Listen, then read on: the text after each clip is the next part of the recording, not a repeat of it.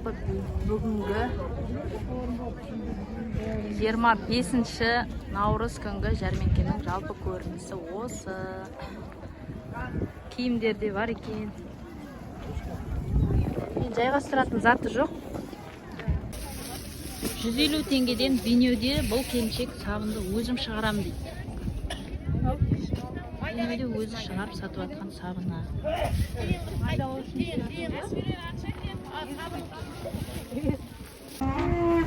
Алдыңғы апта түсірген 10 тағда тұр екен. 9000 теңгеден деді. Вышесі. Жақсы ғой. КамАЗ өзімізкі деді, сондықтан арзан деді.